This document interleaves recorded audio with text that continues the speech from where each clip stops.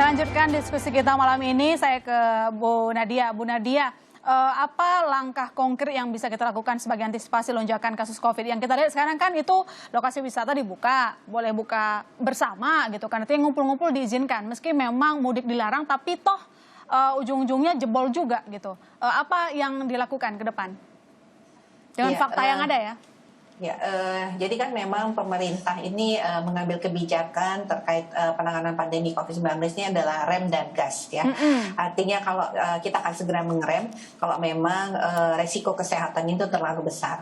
Tapi kita juga tidak akan menutup sampai dengan lockdown yang tadi mungkin Malaysia sudah sampai lockdown ya, karena itu artinya hampir dipastikan aktivitas ekonomi itu sama sekali tidak berjalan. Jadi kalau kita lihat dengan penerapan PPKM mikro dan turunnya laju kasus dan pertumbuhan ekonomi ini rasanya sudah pas banget ya dengan situasi Indonesia. Di sisi lain kesehatan mulai membaik juga ditambah dengan pulihnya aktivitas ekonomi, dan ini menurut saya suatu disrupsi yang luar biasa ya, bagaimana kemudian pandemi mengajarkan masyarakat Indonesia untuk kemudian melakukan aktivitas ekonominya secara lebih banyak melalui online ya. Jadi betul-betul salah satu yang tentunya kita ketahui dalam setiap pelonggaran, termasuk pelonggaran untuk tempat wisata, pelonggaran untuk beribadah, itu harus tetap dijalankan diiringi dengan protokol kesehatan. Jadi jangan lupa itu harus tetap dilaksanakan. Oke, ada paksaan juga nggak sih Bu Nadia untuk maksudnya memaksimalkan efektivitas dari vaksin? Kalau kita lihat di DKI kan misalnya untuk wilayah oranye maupun ada wilayah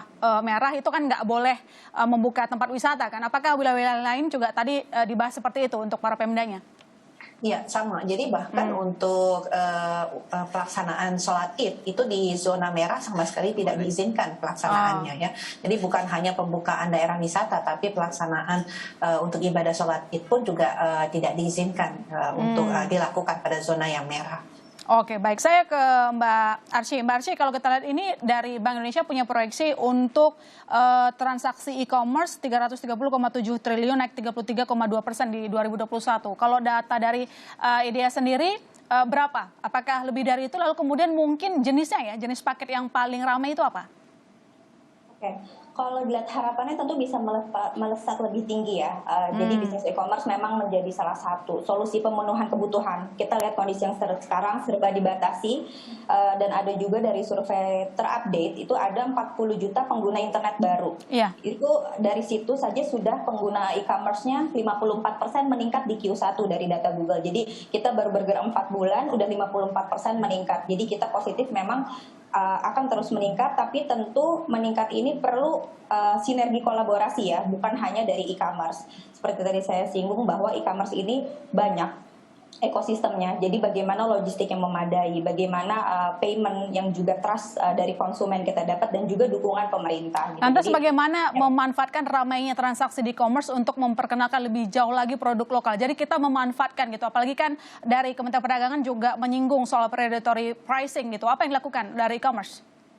Oke, jadi kita sadar bahwa backbone-nya itu bisa secara tidak langsung adalah e-commerce, tapi sebenarnya backbone utama adalah pelaku usaha, pelaku ekonomi kreatif, UMKM itu adalah memang backbone teknologi dan industri e-commerce. Jadi kita lihat bagaimana kita meng-empower mereka, meng-encourage untuk online. Ayo, kemudahan di online itu bisa menjual mereka transaksi bisa ratusan meningkat, bisa peningkatan kualitas, kita bisa bimbing mereka dari sisi foto, packaging, end-to-end. Jadi kita membantu program kita untuk mendorong UMKM online dan membimbing sampai transaksinya beneran meningkat. Karena onboarding online bukan hanya sekedar onboarding, pasti kompetisinya tajam. Jadi di situ peran industri memang kita berbareng-bareng, ini kita kolaborasi untuk mendorong UMKM berjualan dan juga produk dalam negeri khususnya yang kita tingkatkan. Kita juga membuat satu program Bangga Buat Indonesia, itu ada 14 kementerian dan lembaga yang targetnya memang transaksi e-commerce meningkat dan UMKM-nya juga banyak. Total sekarang sudah sampai 5,6 juta UMKM yang sudah bergabung 1 tahun. Baik, saya ke Mbak Titis sebagai closing statement. Mbak Titis, bagaimana kita tetap menumbuhkan ekonomi kita tapi juga pro kesehatan? Ya, bahwa di masa pandemi dan mungkin barangkali ini memang ada perubahan hidupnya kita semuanya, bahwa backbone-nya adalah bagaimana kita menggerakkan saat ini daya beli dengan mendorong online, mendorong supaya interaksinya itu secara virtual. Sama juga ketika tadi dibilang bahwa barangkali itu prediksi BI kenaikan e-commerce 3,3% di tahun 2021 itu bisa terlampaui, ini tentu saja akan mendorong ekonomi. Karena tadi ekosistemnya juga ada UKM, pelaku usaha, kalau namanya e-commerce sendiri kan sebenarnya platformnya. Sementara ada logistiknya, kemudian dari barang bahannya itu sendiri, dari ada industri manufaktur. Nah, ini yang tadi bahwa sebetulnya mendorong daya beli, pemerintah sendiri juga sudah melakukan pemberian insentif dengan ongkos kirim gratis. Intinya pemerintah ingin tetap mampu mengendalikan COVID secara baik dan kemudian tetap untuk mendorong ekonomi supaya pemulihan kita ini menjadi lebih cepat, karena di banyak negara seperti Amerika, seperti Cina itu juga sudah berhasil mendorong ekonominya di atas ekspektasi banyak perkiraan dari para ekonom. Artinya apa? Ketika COVID ini bisa dikendalikan, ketika perubahan hidupnya kita semuanya itu mengarah ke sana, itu artinya apa? Bahwa kita memang akan mencari mengadaptasi cara-cara baru untuk mendorong ekonomi. Nah, salah satunya tadi bahwa e-commerce memiliki ekosistem yang luas. Artinya kita mencoba menggerakkan ekonomi lewat jalur-jalur yang memang masih memungkinkan. Baik, kita harapannya begitu ya. Ya, peningkatan ekonomi dan penanganan kesehatan bisa beriringan, semua berkomitmen, masyarakatnya, pemerintahnya, kita kerjasama bareng-bareng. Dan untuk Anda saudara yang mungkin belum bisa pulang, nggak apa-apa, rindunya ditahan dulu. Kalau nggak pulang bukan berarti nggak sayang sama orang rumah gitu ya. Dengan demikian saudara, saya masih Tarigan dan tentu ada Bu Nadia, dan Mbak Arsy, dan Mbak Titis undur diri. Kami ucapkan selamat menyambut Hari Raya Idul Fitri. Mohon maaf lahir dan batin. Sampai jumpa Selasa depan.